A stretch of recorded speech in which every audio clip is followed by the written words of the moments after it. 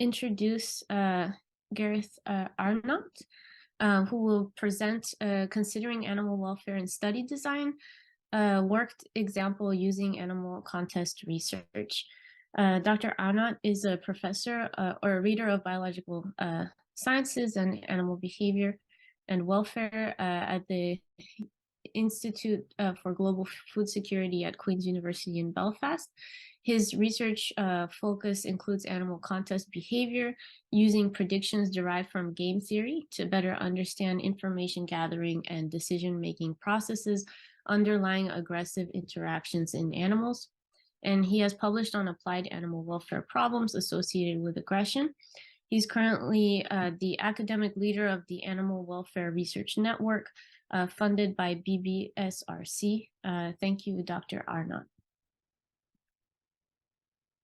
Great, thanks, Anna, for that. I'll try to share screen.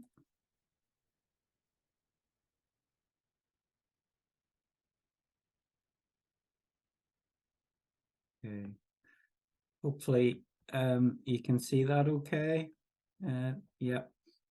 If you can't speak now, so I'll assume it's all good. So thank you so much. But hello, can you see it okay? I can see it, but it's not in full screen. Oh mode. yeah, one second. There we go. Hopefully. Is that better? Yes, perfect. Thank you. Brilliant. Thanks so much. And can I just say a big thank you for the invitation to speak at this workshop today. It's been really interesting to hear the talk so far, and these things are always thought-provoking. So hopefully in that line of thinking, this session will be as well. So basically, I was asked to consider how animal welfare fits in with study designs as well. So what I'm going to do is I'm going to give you an example of one of my research areas, which is focusing on animal contests, and basically try to answer how I've went about studying that.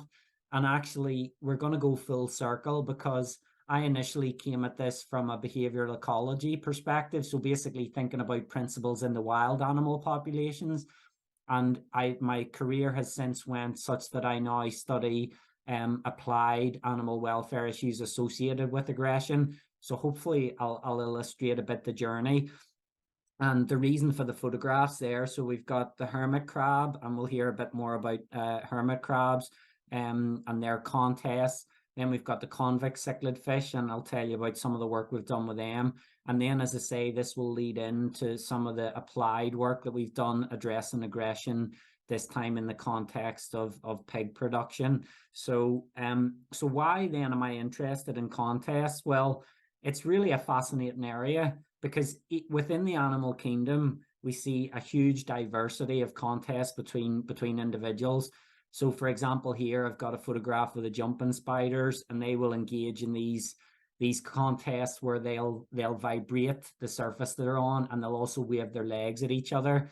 Another good example is, for example, butterflies that will engage in these aerial interactions between males without any physical contact. But then we can start to think about species that have more escalated contests. So for here, I've shown you the photograph of the red deer stags, which they'll be engaged in the rut in the northern hemisphere about this time of year, where the males will be competing for access to groups of females. And you can see that this can result in a significant amount of injury. And I guess most escalated in the photograph there is contest between elephant seals. And these guys, the so-called beach master seals, will fight each other for access to groups of females. So, but the really interesting thing is that even within a species, we see variation in these contests. So we see variation in the cost that animals will pay in the contest. And so as a biologist, I was interested in that variation. And I'm not the only one. So obviously the main man himself, even Charles Darwin, was interested in this area, because when you think about it from an evolutionary perspective, contests are absolutely fundamental because they determine the unequal distribution of resources within a population. Therefore, their outcomes are key determinants of fitness in terms of, so because the outcome of a contest influences fitness, that is the substrate really for drivers of natural and sexual selection. So we can see the importance of contests. And so one approach that has proven useful is the idea of applying game theory to study animal contests. And the reason I'm showing here Professor John Maynard Smith, so he was one of the first to use this approach, and actually one of the first to use the approach of game theory in biology. And it was interesting that one of the first examples that this was applied to was in terms of animal conflict. And you can see the paper there by Maynard Smith and Price, which is very influential and still heavily cited. So I'm not going to get into any maths because I'm just setting the scene as to why the interest in this topic. So basically, the utility of game theory is that it models costs and benefits to individuals. It tries to determine what's called an evolutionary stable strategy in the game, which is basically the strategy that should be adopted and can't be beaten.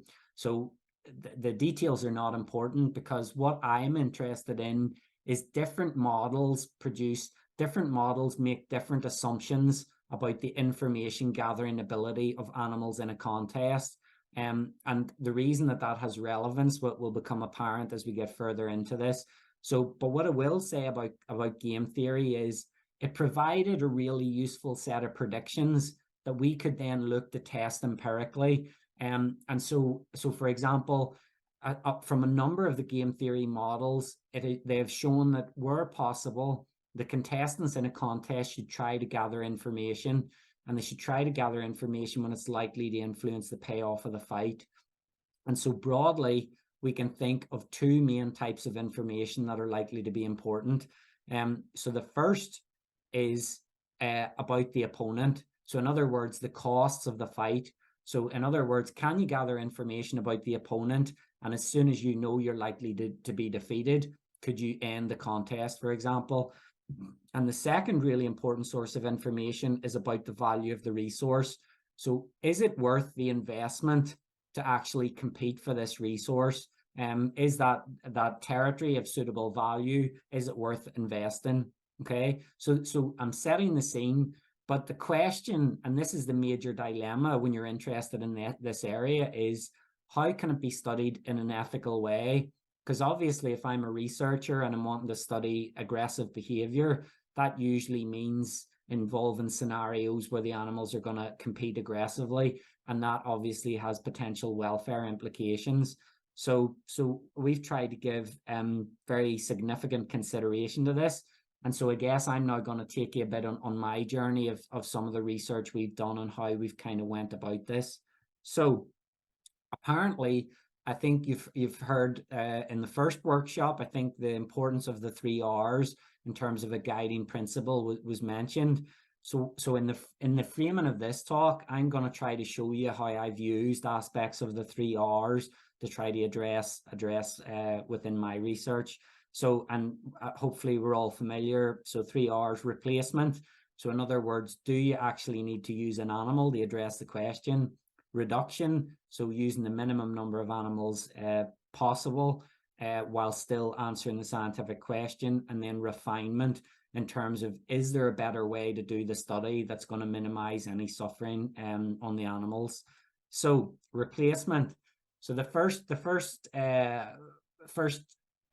example of this really is so can you address the experimental objectives using a so-called simpler organism? Now I'm going to put this in speech quotation marks, so-called simpler organism, because here I'm introducing an invertebrate model system, which is the hermit crab, and I'm going to come back to why actually I'm going to come back that the rationale for using this model system may not actually be appropriate from an animal welfare point of view. I'll come back to that whenever I've shown you what I mean.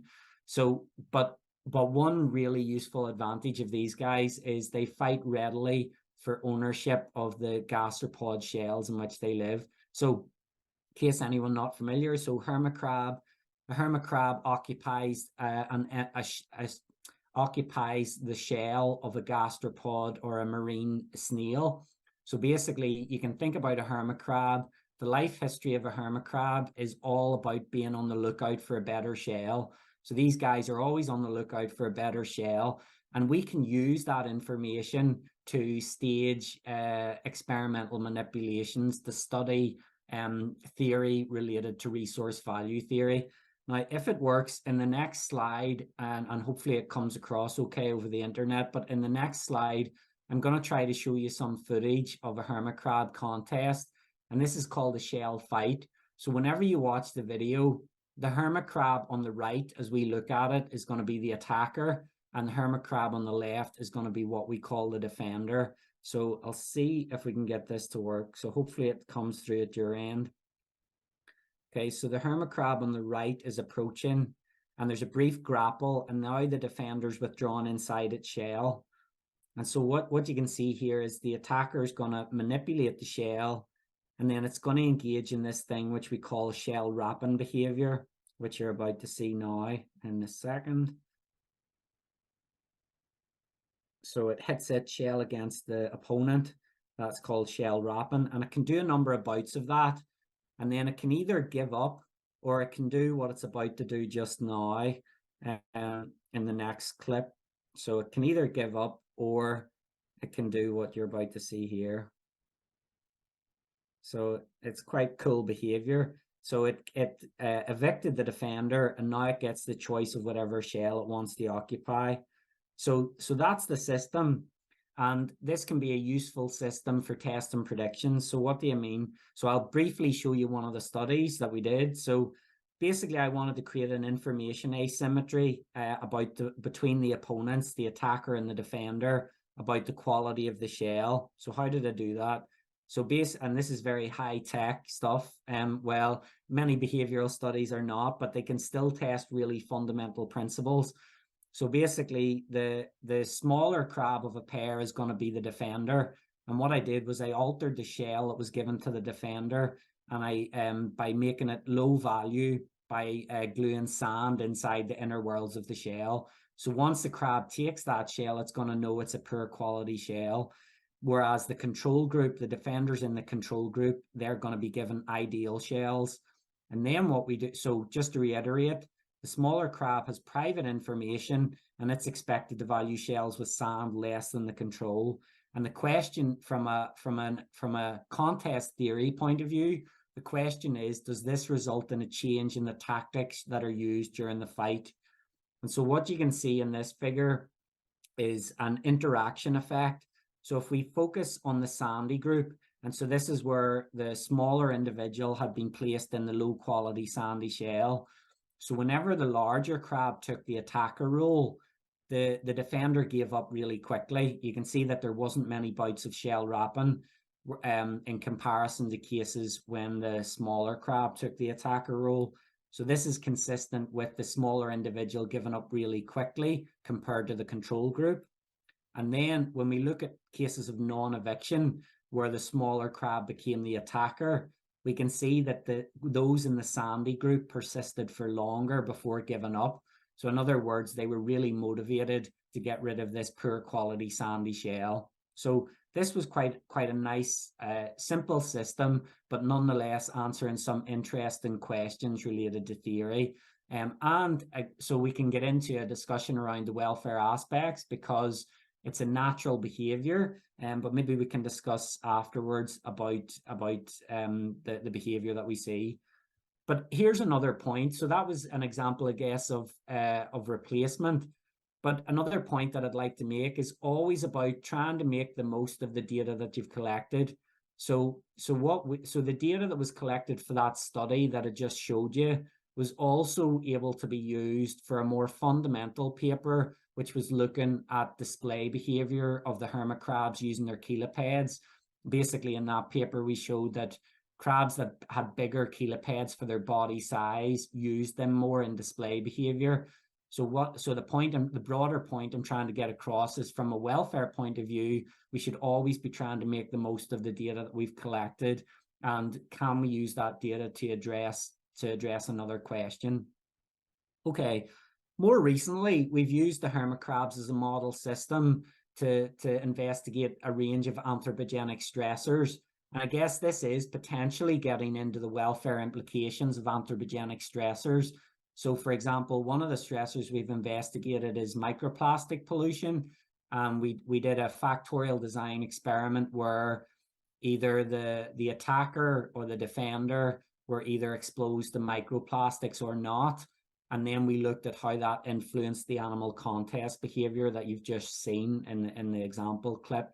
And so what the result that I'm showing you here is that there was an interaction effect. So if you look at the top panel and you focus on where it says attacker control, what we found was that whenever the defender had been exposed to microplastic, it required the attacker to give more bouts of wrapping. So it was almost like the defender was resisting the eviction more when it had been exposed to microplastic than when it hadn't. And if you look at panel B and you focus this time on the section that says attacker plastic, this time, whenever the defender had been in control conditions, we found that the attacker, the wrapping bouts were longer duration for the attacker when it had been exposed to microplastic. Now, this is not a good thing because it suggests longer bouts of wrapping suggest weaker wraps, and they suggest that the wrapping behavior of the attacker had been impaired. So I guess, and now we haven't done this in the paper because that was very much from an applied perspective, but when I was thinking about today's talk, you could probably actually make a point related to animal welfare, which is we've shown that this anthropogenic stressor influences behavior. Behavior, as we've discussed and heard in the earlier session, is super important as a holistic measure of welfare. Therefore, is there an influence here on welfare? So I've no answer. I'm being slightly provocative in that we can see the direction of travel we need to go in to do more investigation in these areas. However, and here's the important point, why I come back to my point about so-called simpler invertebrate systems, because now there's a lot of emerging evidence that crustaceans and hermit crabs or decapod crustaceans, that crustaceans experience pain. And actually, so I'm flagging here the work of Professor Bob Elwood, who's Professor of Animal Behaviour at Queen's University in Belfast. Bob was actually the supervisor for my PhD, and he's now recently retired. But he did a lot of very good work in that area, basically showing that hermit crabs are capable of quite sophisticated motivational trade-off decisions related to noxious stimuli, which in other scenarios we would say to be painful. So basically, there's now an emerging body of evidence that decapod crustaceans experience pain. That research and some additional research has resulted now in the UK recognising decapod crustaceans in the Animal Welfare Sentience Act, and that came into law in 2022. So that act is likely to have implications for future legislation, one of the areas being probably the Animal Scientific Procedures Act, which is the act that governs the use of animals in research. And at the moment, decapod crustaceans are not included in the act, but that I would say that's currently under review based on some of this evidence around the more sophisticated abilities of crustaceans. So, okay, so keeping going then, I'm going to now try to provide you with an example of refinement. So another area that I've been interested in is around the aggressive displays that are used during animal contests. And a good example of this is the photograph you can see there is of convex cichlid fish. And these fish are from Central and South America. They're really brilliant to work with because, well, they're brilliant to address the research question because the males and females form these monogamous pairs, and they really aggressively defend their brood from conspecifics and from predators. So they're a good system to try to address questions related to contest behavior. But obviously, that aggression is also something which, from a welfare perspective, could be an issue. So in the next clip, I've hopefully got some footage to show the sort of stereotyped contest that these guys engage in. So we'll see if this comes through, hopefully. Okay. So they'll start off by flaring their gills at each other, and then they'll do this thing which is called tail beating, which you can see now.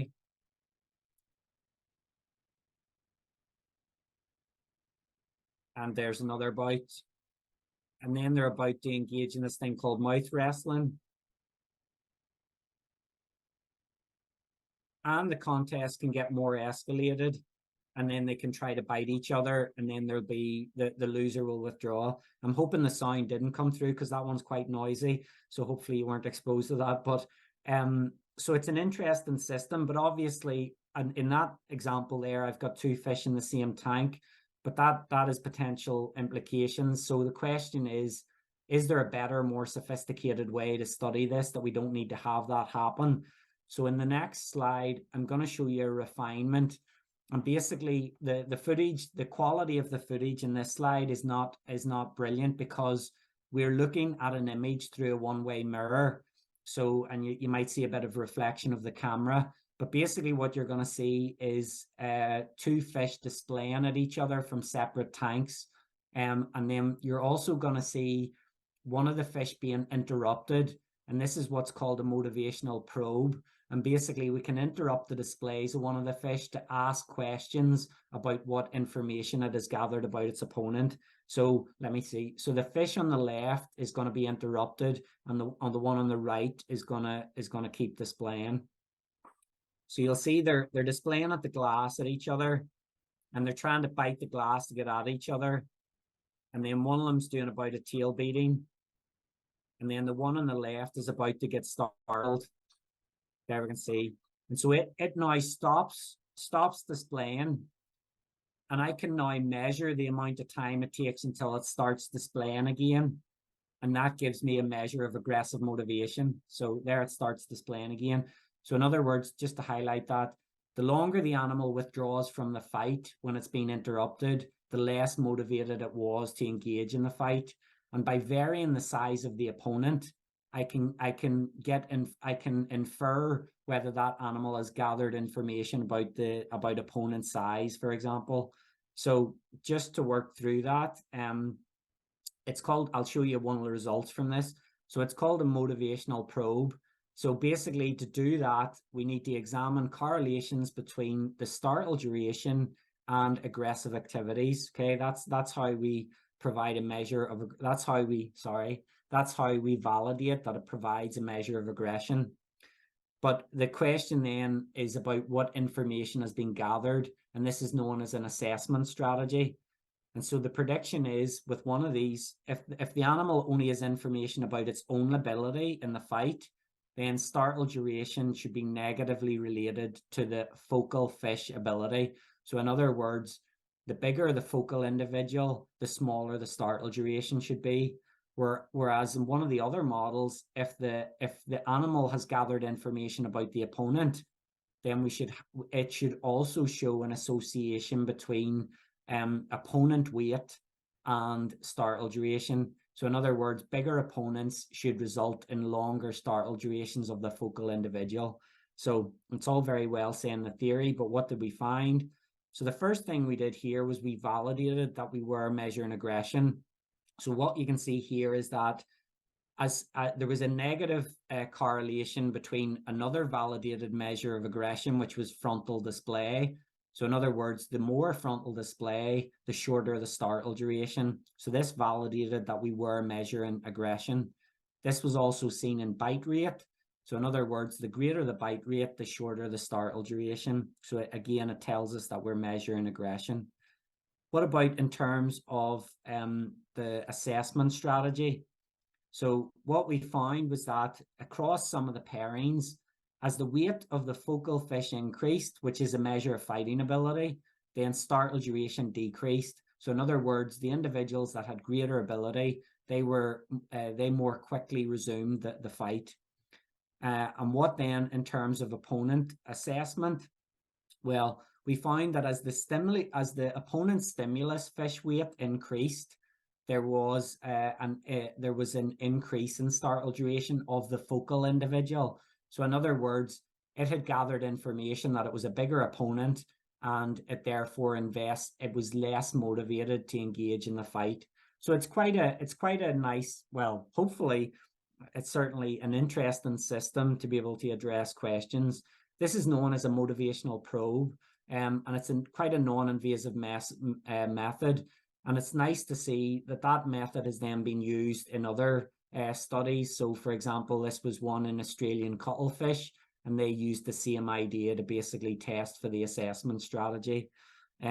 We've also more recently looked at this in Siamese fighting fish using the same setup. And just very briefly, this is an example where the animals don't read the theory as such, because what you can see here is actually opposite to the predictions. So what we found was that smaller individuals had a shorter startle duration. They were more aggressive. And whenever they faced a bigger opponent, they were also more aggressive. And there is a relevant theory related to this, and we were able to draw on that. But it's just interesting to see that within this system, we can detect different approaches. Okay, so increased aggressive motivation towards more formidable opponents was the take-home message from that study. So I've shown you an example of replacement, an example of refinement.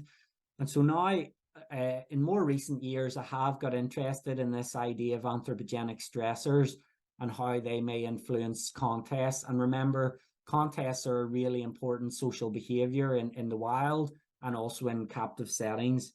So one of the things we've been interested in was the influence of noise on aggressive signaling in European robins. So maybe you can hear from my accent, I'm from Belfast in Northern Ireland. So if you ever have the chance to visit Belfast, there's a really nice area called the Lagan Meadows. And it's basically a land area that runs for 10 miles. And it's basically a towpath beside the river, and there's no traffic along it. But what you do find is almost every 100 meters, there's a robin territory.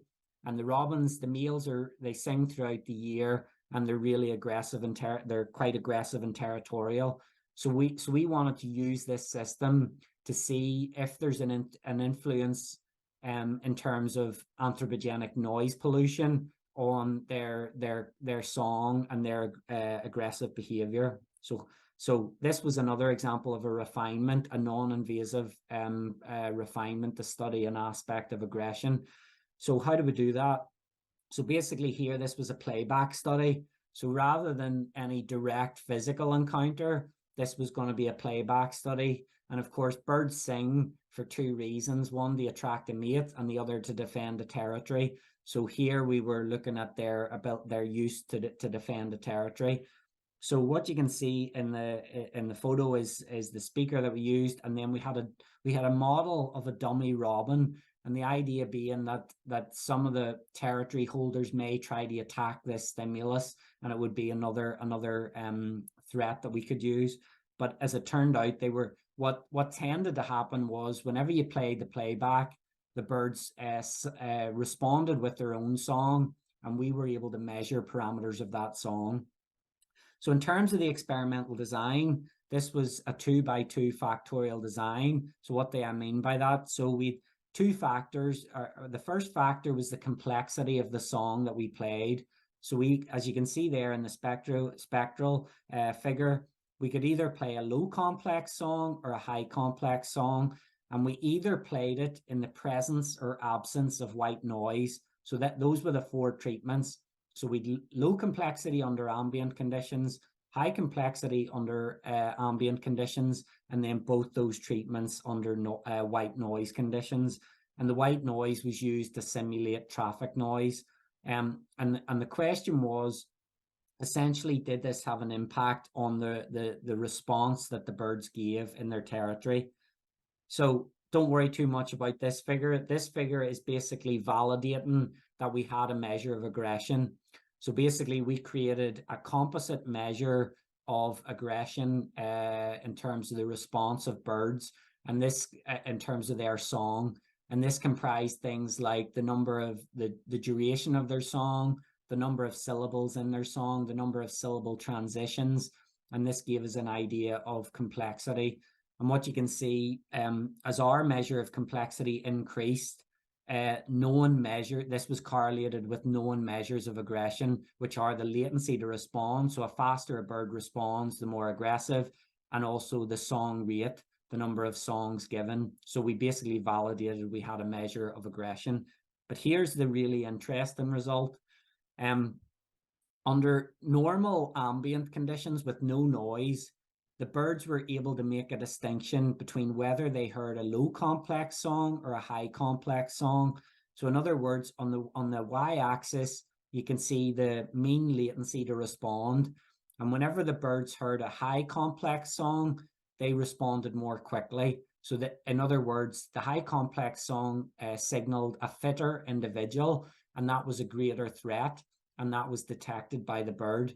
But the really important applied aspect, and I guess potentially as animal welfare implications, was under the noise treatment, the birds weren't able to make that distinction. So when you look at the noise treatment, they weren't able to change their behavior according to the complexity of the song. So it was quite an interesting result. And what we said is that potentially could have implications for fitness, because it suggests that birds might invest too much in some circumstances under noisy conditions and not invest enough in others. So just to highlight, basically you can see that under usual conditions, the bird will alter its behavior according to the level of threat, but this process was disrupted by the noise treatment in this case. Okay, so now we're going to move tack for the remainder of the talk. And this is, I guess, this is where my research has come full circle. And a lot of my research now focuses on addressing animal welfare issues. So as we heard in terms of, and it was a great talk from Janeri outlining the history of animal welfare science, our thinking around animal welfare. And so one of the 5 freedoms that was mentioned is freedom to express natural behavior. But of course, aggression is a natural behavior, but this can obviously become a major welfare issue in captivity. So one of the research areas that I've developed, and this actually came, the basic idea for this came when I was studying my PhD, and my PhD was in fundamental behavioral ecology related to contests. But it made me think that by studying these principles and these information gathering strategies, this could be really useful for a better understanding of animal welfare. So in terms of aggression.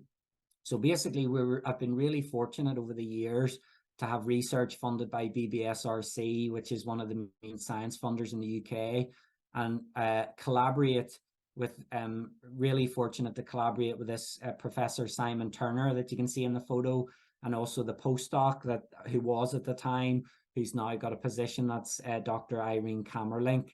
And so we were fortunate to get this project. You can see the title there. So basically the idea was understanding assessment strategies during aggressive encounters in pigs to improve welfare following regrouping. Now, just to say that, why is this an issue? So whenever pigs are mixed into new groups, which happens during the production phase, they fight initially quite substantially to form a dominance hierarchy. So and that has welfare issues. So basically this grant was asking, what are pigs capable of in terms of information gathering in a contest, and can we make them even better at it, essentially? So can we provide a way to optimize their assessment abilities, because that would reduce the welfare implications whenever they whenever they meet unfamiliar individuals. So I'll try to explain that. So basically, again, making an analogy to the wild animal scenario. So wild boar, we see quite a lot of display behavior. Okay, so these 2 individuals are displaying, but actually escalated aggression between males is quite rare. Whereas in the captive environment, escalated aggression can be quite common initially, but the pigs, if given the opportunity, they will show this display behavior. So this is a display behavior which is called heads up, and basically it is as you can see, as it says. But so pigs will show. So we wanted to investigate this a bit further. So, but again, this is my major ethical dilemma, or one of them, because how do we address those research objectives in a way that's acceptable from a welfare point of view and from an experimental design point of view? So I'm sure everyone has their own thoughts on this. This is essentially what we came up with. So first idea again is reduction. So basically, our studies were informed by power calculations to try to use the minimum number of animals necessary to demonstrate a significant effect. Okay. And also, we were very careful to use factorial experimental designs. So, in other words, scenarios where we were addressing more than one independent variable and where we could investigate the effects of interactions and overall use less animals. And the studies that we were involved with often were also longitudinal in nature. So we could follow up individuals over a period of time and ask a number of welfare questions related to that. So second thing that we included were refinements. And we had, and this list is not exhaustive, we did other things to try to have refinements. So for example, all animals were habituated to the experimental procedures. So in other words, we got them used to the arena, we got them used to handling, and we got them used to weigh crates, everything that we could think of, because we didn't want to see fear reactions. We wanted to see their normal behavior as much as possible. So encounters were staged in large pens, more than would be greater size than you would get on a commercial farm. All contests were ended immediately. We discovered the outcome. So, and I should say the staff that work in these kind of projects, the research technicians, are brilliant and extremely expert. So as soon as we spot the dominance hierarchy is being formed, then we ended the interaction. And then you can see here, I've said maximum interaction duration was 30 minutes, but actually over the years, we've reduced that down and down. And now the maximum interaction duration that we use in these studies is typically 15 minutes between two unfamiliar individuals. So we've been able to try to refine that. And you can see there that all this work was done in collaboration with a named veterinary surgeon. This work was also done under ASPA. So this is under the Animal Scientific Procedures Act legislation. So with relevant licenses in place. So what do you mean? So in this clip, I'm going to try to show you a brief contest. So this is the arena that we use. These are two unfamiliar pigs which have just been introduced into the arena. And yeah, this is quite a short one. So you'll see that they quickly escalate. So there's a brief period of nosing here. And then they're very going to quickly escalate. So they do this head to head, and now they're escalating. And so they go for the head end, and then you can see one pig doing a head tilt retreat behavior, and so that pig is going to be the loser, and it will retreat. So typically that really escalated stage that you can see there typically only lasts about 90 seconds or so.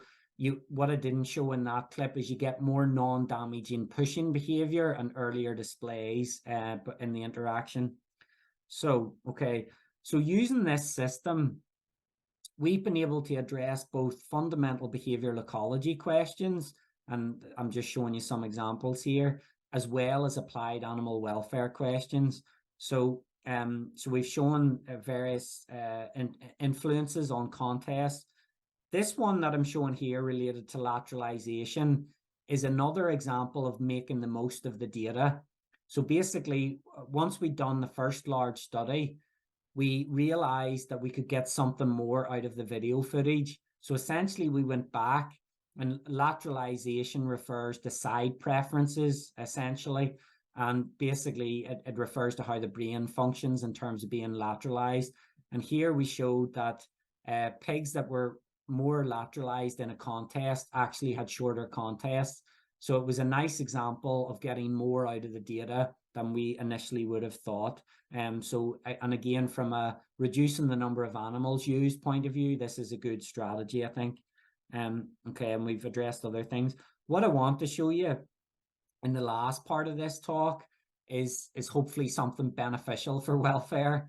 So I want to show you how we've tried to do something to actually improve welfare here. So the question is, can we do something in early life to make the pigs better at this so-called assessment or better at resolving a contest? So again, I think it's nice to think about the wild animal scenario. So in the wild boar would typically, the litters from different females would typically start to mix together from about 10 days of life. And what we suggested was this could be an important developmental period in terms of the piglets developing social skills. A bit like, I'm sure many of you have heard of the socialization window in puppies, for example, in dogs. So in other words, they need to be exposed to things in early life. So we thought that could be important. But here, unfortunately, or this is often the reality in commercial production. So what you're seeing here is a sow in a gestation crate with her piglets. And of course, this system has evolved to do with welfare trade-offs. So it said that there's a benefit for the welfare of the piglets in that the sow will not lie on the piglets and crush them. But equally, you can see for yourself the potential costs for the sow in terms of being restrained. And there, I should say, there's now a lot of research going on examining alternative systems to these sort of farrowing crates. But nonetheless, these are still used a lot. So we wanted to ask a simple question. And the question was, could a very simple treatment design, which could ultimately be used on farms, which is basically, could we allow two adjacent litters to mix together? And this would be what we call our simple socialization treatment, because typically the litters are not able to mix. So typically in commercial production, the litter is kept separate with the sow and kept separate from other litters. So here we wanted to ask this question around socialization. So what did we do? And you can see here some of our hypotheses. Basically, the main hypothesis was, would this early life socialization period result in animals that were able to resolve a contest with less aggression down the line? So in other words, would it equip them with social skills, which could then be beneficial down the line? We got into more advanced information gathering strategies, but I'm not going to get into that just here. So quite a simple experimental design. So we pick the piglets either came from a socialized treatment or a controlled treatment. And that socialization consisted of allowing piglets to mix in early life between 2 and 4 weeks of age. And the controlled treatment, they remained in their own farrowing pen with a sow. Then at 8 weeks of age, we staged a contest. And this was where the two individuals were unfamiliar with each other, but they came from the same treatment. So in other words, we had a socialized animal versus a socialized who were unfamiliar to each other, and then a control versus a control that were unfamiliar. And you can see there the endpoints, and we varied the, in this jargon of contest, the word RHP stands for resource holding potential. It's basically a measure of fighting ability. And one of the known measures is body weight or body size. So we manipulated body weight. So the contest lasted until there was a clear winner, or in this case, a maximum duration of 20 minutes. And we did a number of clear endpoints, including measures for welfare.